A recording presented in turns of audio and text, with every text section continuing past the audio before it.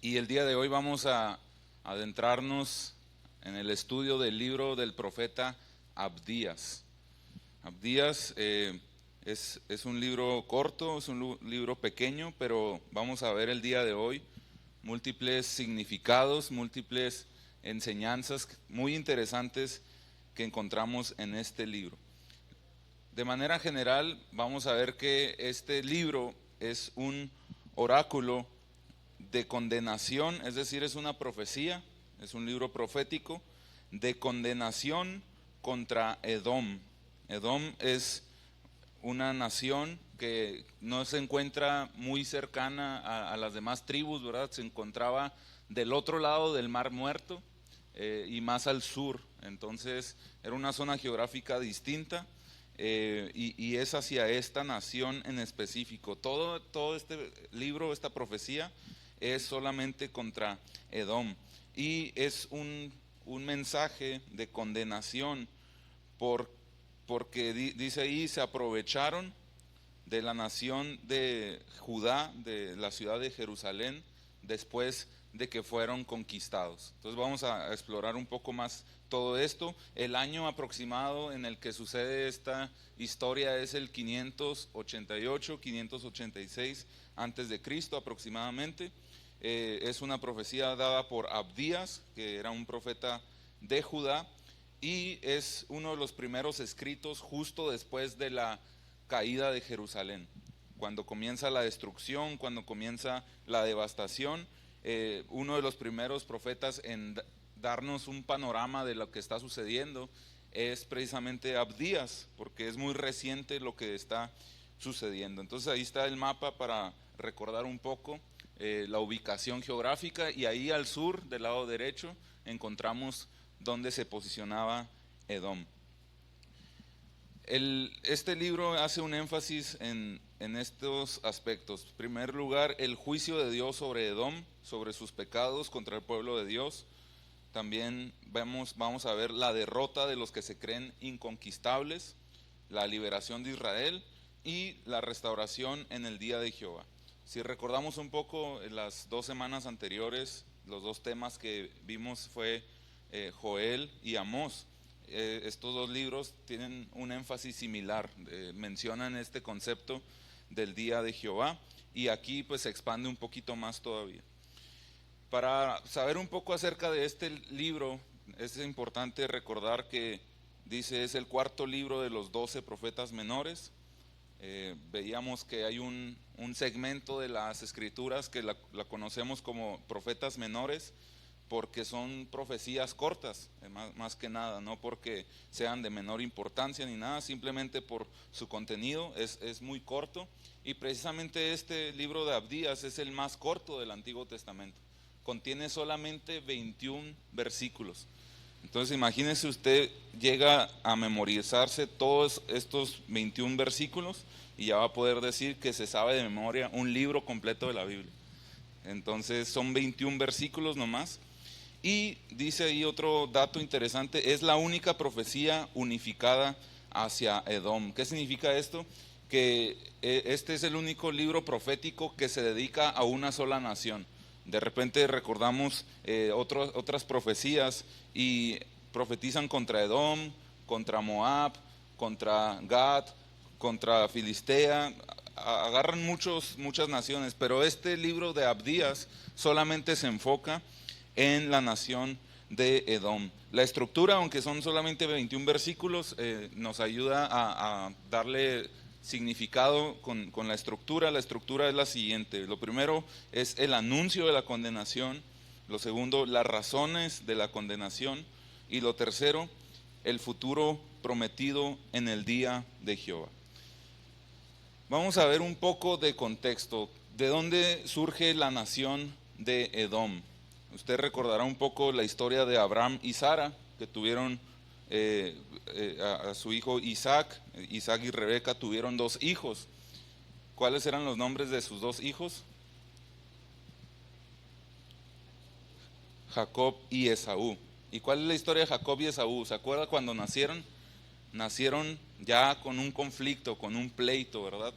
Bueno, ese pleito Estas dos personajes, Jacob y Esaú, dan origen a la nación de Israel por el lado de Jacob, y del lado de Esaú da la nación de Edom.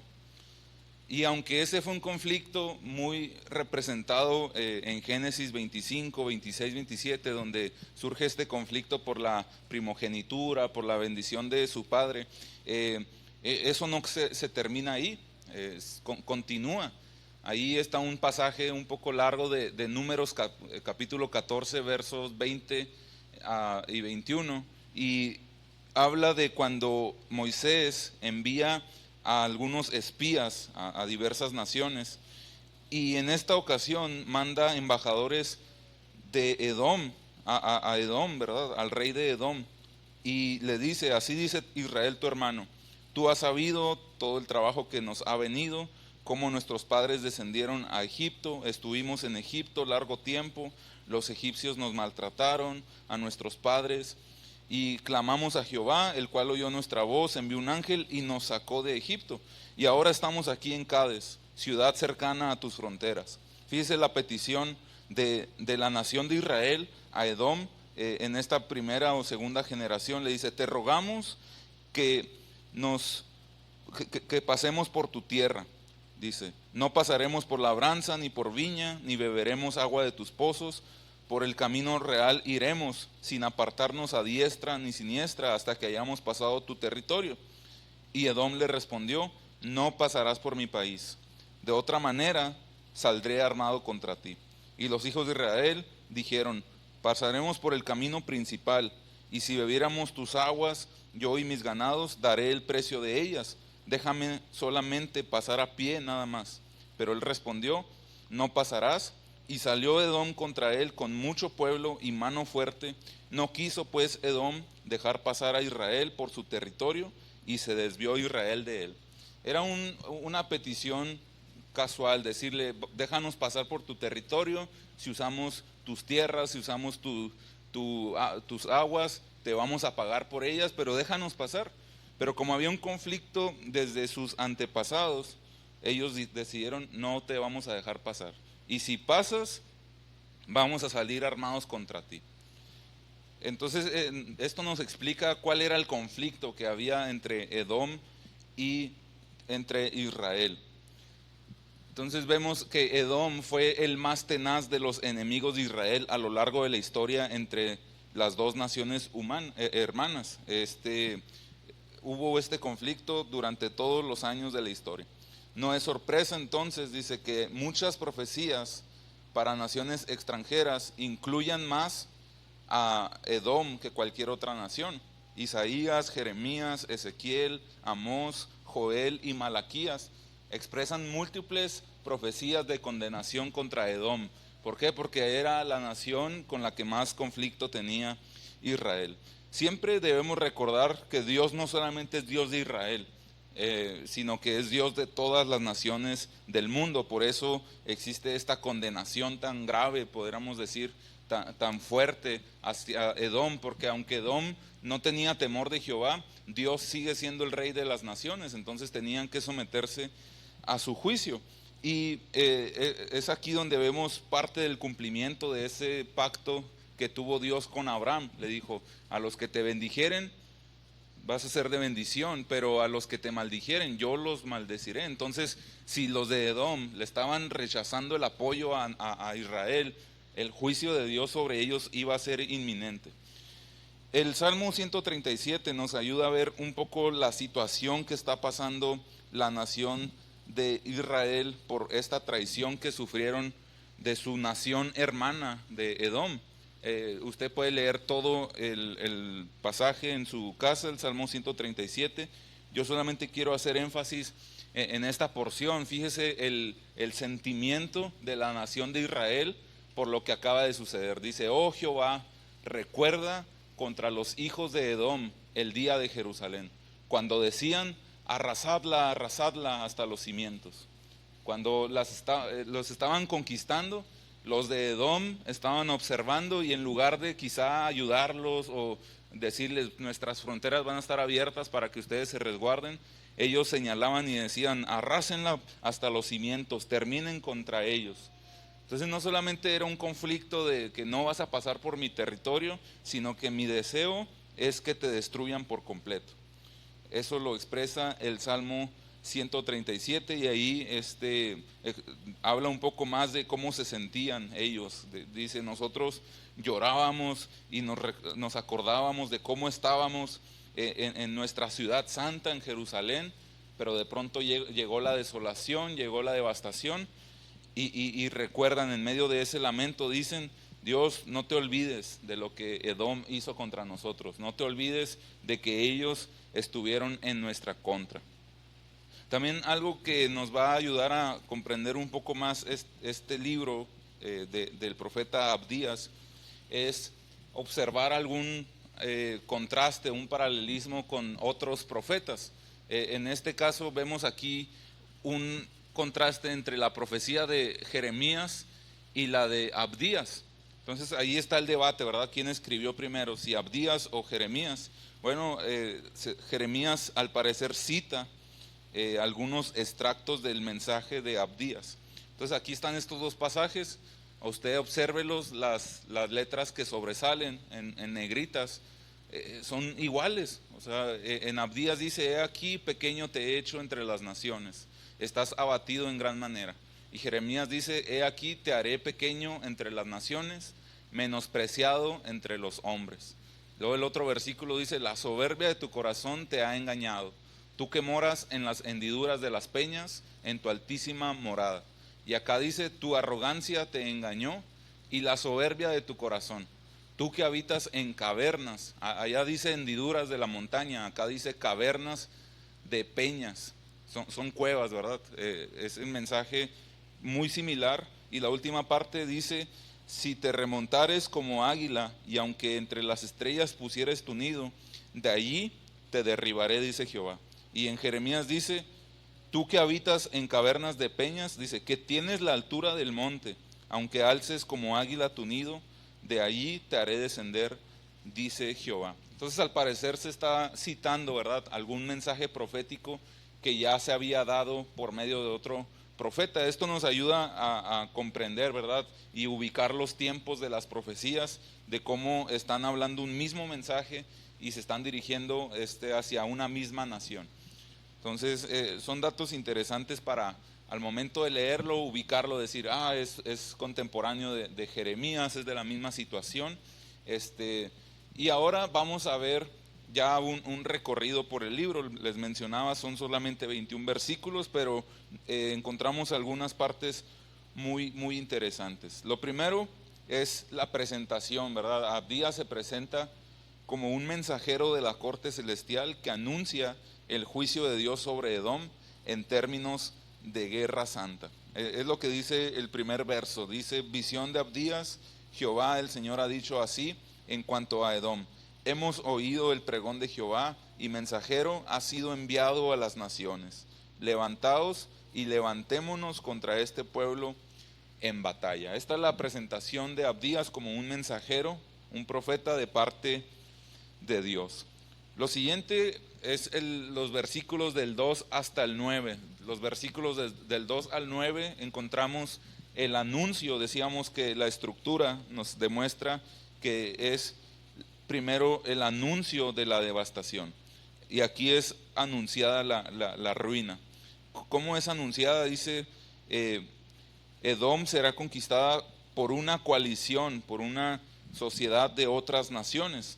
Y dice, a pesar de su terreno rocoso y montañoso en el cual ha reposado seguro por siglos, su saqueo va a ser excederá, dice, cualquier otro saqueo que haya existido.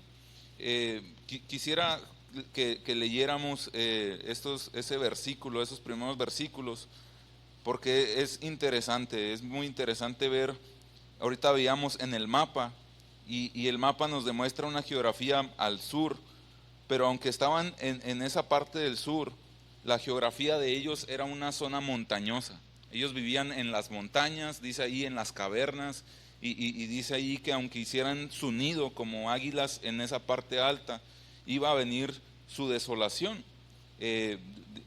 Dice ahí, ¿tú qué dices? ¿Quién me derribará a tierra? Esto nos habla de un sentido muy metafórico, porque ellos vivían en la parte alta de las montañas y ellos se sentían ahí muy fuertes, se sentían ahí que nadie podía conquistarlos. Y el mensaje de Dios contra ellos es muy claro. Aunque tú estás habitando en esos lugares altos y te sientes como alguien indestructible, ahí te va a llegar el juicio. Dice ahí, aunque tú creas que esa es tu muralla, es tu fortaleza, aún de ahí, dice, yo voy a derribarte, te voy a derribar a tierra.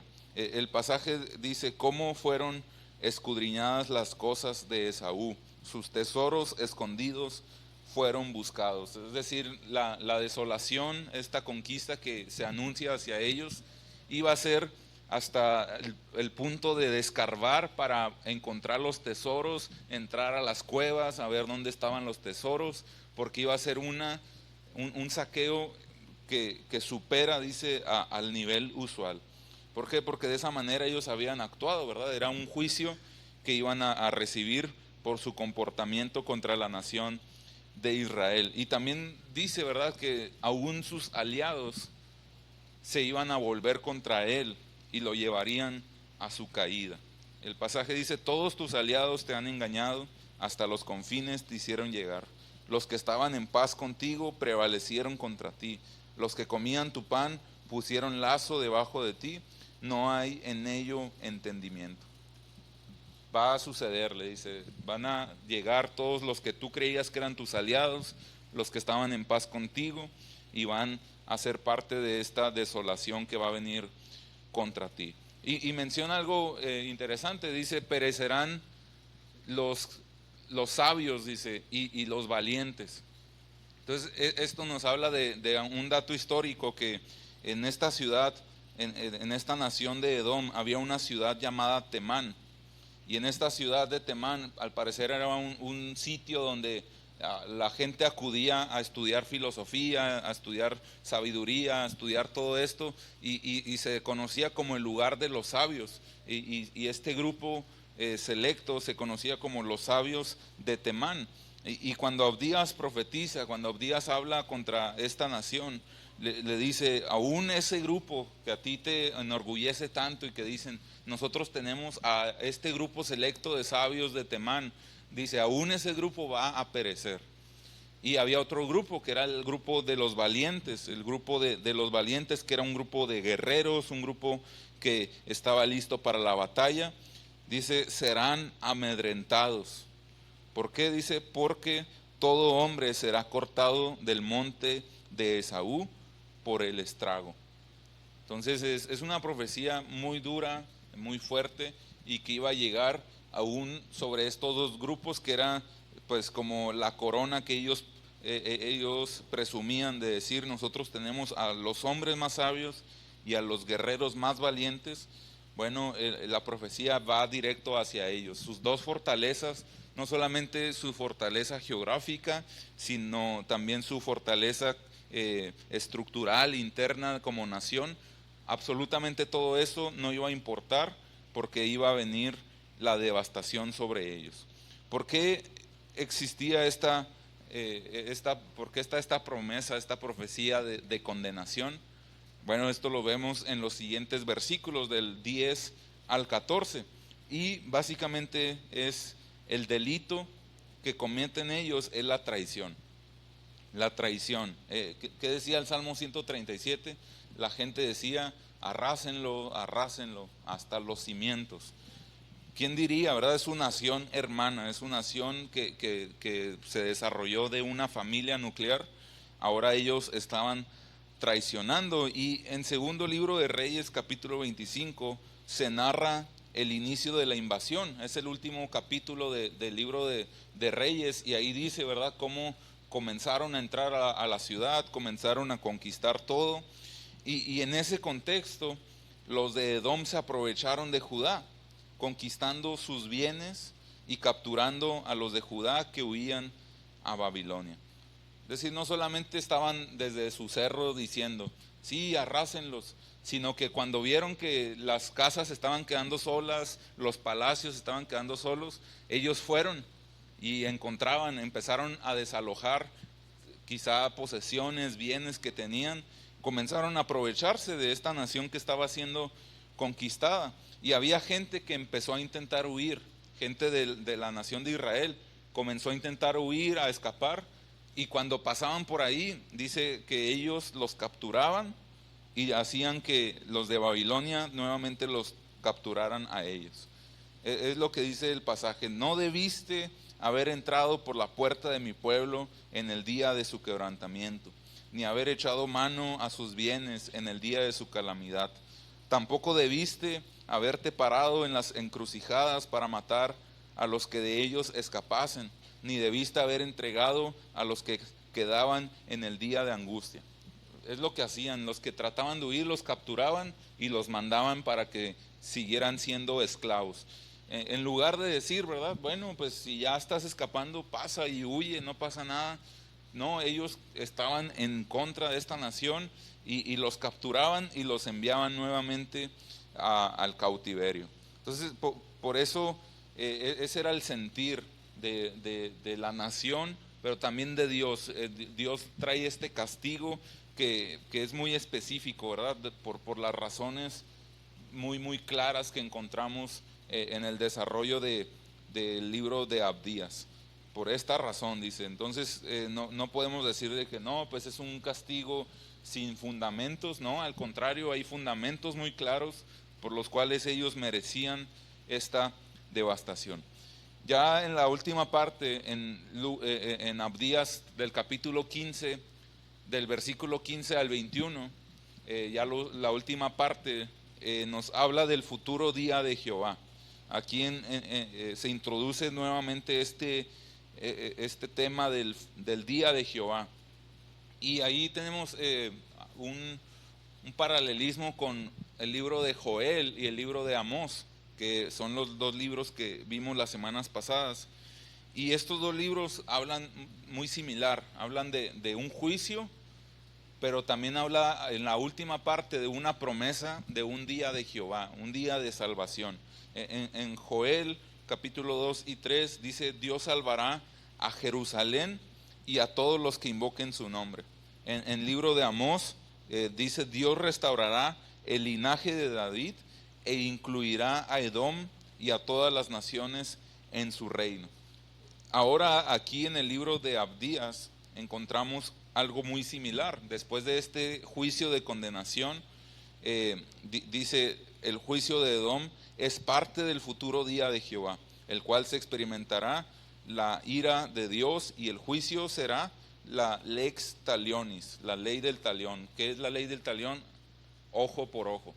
Entonces es un juicio certero, es un juicio así como se menciona, ojo por ojo. Si ellos desolaron una nación, ellos van a ser desolados. Si ellos saquearon una nación, ellos van a ser saqueados. Es la primera parte del juicio. Vea cómo dice el pasaje: mas en el monte de Sión habrá un remanente que se salve y será santo, y la casa de Jacob recuperará sus posesiones. La casa de Jacob será fuego, y la casa de José será llama, y la casa de Esaú será estopa, y los quemarán y los consumirán. Ni aún resto quedará de la casa de Esaú, porque Jehová lo ha dicho. Así como Israel en un punto se convirtió en desolación completa, la desolaron hasta los cimientos, de esa misma forma es como se narra que va a ser la devastación de Esaú, la devastación de Edom. Dice: aún no quedará ni resto, dice, en la casa de Esaú, porque van a ser como estopa, van a ser como esa estopa que va a ser consumida por la llama que va a ser la casa de Israel. Entonces ese es el mensaje que encontramos a lo largo de este libro, de este contenido de 21 versículos, cómo culmina con este mensaje de juicio y de devastación por completo. Entonces, para la siguiente parte, ya que no es solamente de lo del libro, vamos a ver algunas enseñanzas prácticas de este libro. Son 21 versículos, son cortos, es un mensaje fácil de recordar. Es una nación que nace desde Esaú. La nación de Edom viene de Esaú, y recordamos el conflicto que tuvo con su hermano Israel, con Jacob. Este conflicto fue a lo largo de todos los años. Cuando fueron capturados por Babilonia, ellos se aprovecharon, ellos estaban a favor de esta desolación. Mencionaron que los arrasaran por completo, fueron y robaron bienes, capturaron a los que huían, y esto fue la antesala de un juicio que Dios les promete a ellos, porque estaban traicionando a su nación hermana de Israel. Y es la manera en la que está estructurado el libro. Al final está la promesa de que ellos van a ser restaurados, de que ellos van a poder volver a su nación, y van a vencer en un futuro a la nación de Edom. Pero aparte de esto, de este contenido que aunque pareciera es corto, es breve, hay varias enseñanzas prácticas para nosotros. Lo primero es acerca del orgullo. Dice ahí, el orgullo precede a la caída. Edom era una ciudad que tenía mucho orgullo, se enorgullecía de sus murallas, de sus fortalezas, de su posición geográfica, pero ese orgullo también precedió a la caída. Siempre es importante recordar nosotros hoy en día, ¿verdad?, que la autoconfianza que excluye a Dios es peligrosa, y el orgullo espiritual o ministerial es una antesala segura a la ruina. Lo vemos en Edom y puede ser una enseñanza práctica para cada uno de nosotros. Lo siguiente es la indiferencia ante el sufrimiento ajeno es pecado. La indiferencia ante el sufrimiento ajeno es pecado. ¿Qué dijeron los de Edom cuando los estaban conquistando? No dijeron, vamos a ayudarlos, vamos a hacer un refugio. No, dijeron, arrásenla hasta los cimientos. Esa indiferencia ante el sufrimiento ajeno es pecado. Y bueno, para nosotros hoy en día Dios nos llama, ¿verdad?, a ser intercesores, a ser ayudadores, no a ser espectadores fríos o críticos cuando otros caen. Número 3, la traición agrava el pecado. El pecado de ellos, dijimos, fue la traición a su nación hermana. En lugar de ayudarles, fueron parte de los que capturaron y los enviaron de esclavos. Entonces, romper la confianza de quienes Dios puso a nuestro lado trae consecuencias espirituales serias. En cambio, dice, la lealtad es una marca de madurez y de carácter cristiano. Entonces son enseñanzas importantes, ¿verdad?, que de este breve y corto libro podemos comprender para hoy en día, para nosotros. Número 4, lo que siembras, cosechas. La ley de la siembra y la cosecha es inquebrantable. Ellos sembraron desolación, y en un futuro la nación de Edom cosecharía desolación. Dice ahí, trata a otros como quisieras que te traten, especialmente en momentos de debilidad, en momentos de dificultad. Necesitamos aprender este principio de la siembra y la cosecha. Es también la regla de oro, ¿verdad? Todas las cosas que quieras que los hombres hagan con vosotros, así también haced vosotros con ellos. Y los de Edom hicieron, ellos sembraron, ¿verdad?, lo que en un futuro iban a cosechar. Número 5, el día de Jehová es universal e inevitable. El día de Jehová no iba a ver el mapa geográfico y decir, los de Edom se salvan porque están en la montaña. No, al contrario, esto va a ser inevitable. Entonces, para hoy en día, para nosotros, es interesante e importante que vivamos con esta perspectiva eterna, para que esto nos ayude a seguir avanzando en santidad, avanzar en justicia, avanzar en cumplimiento de la misión de Dios para este mundo en nuestras vidas. Entonces, recordar el día de Jehová nos ayuda, ¿verdad?, a tener esta perspectiva eterna. Número 6, encontramos que Dios siempre vindica a su pueblo. Dios siempre responde a su pueblo en medio de injusticias. Nuestra esperanza no está en la venganza personal, sino en la justicia de Dios. Entonces los de Israel tuvieron que aprender esto, ¿verdad? No, yo estoy seguro, no fue fácil. Ellos fueron llevados fuera de su territorio durante 70 años. Pero aún así, la promesa de Dios al final se cumple. Ellos pueden confiar y nosotros hoy debemos de seguir confiando que ante la injusticia humana, la injusticia de este mundo, Dios siempre va a vindicar a su pueblo. Y número 7, el reino de Dios será el final de la historia. Al final del libro de Abdías, el último versículo, dice: y el reino será de Jehová. Esa es la última expresión del libro de Abdías, después de la desolación y la profecía y todo eso, dice al final: y el reino será de Jehová. Entonces eso nos habla del final de la historia. Y esto nos debe alentar a nosotros, ¿verdad? Porque si vemos tragedias suceder, situaciones difíciles suceder, siempre debemos recordar lo que dice la última página de la Biblia, ¿verdad? El reino será de Jehová. Y nos habla de la fidelidad diaria, ¿verdad? Que debemos de tener, sostenida en la certeza de que nuestro trabajo en el Señor, nuestro sacrificio en la vida cristiana no es en vano, ¿verdad? Sino que siempre Dios al final recompensará a aquellos que permanecen hasta el final. Entonces, con esto concluimos este breve libro, del libro de Abdías.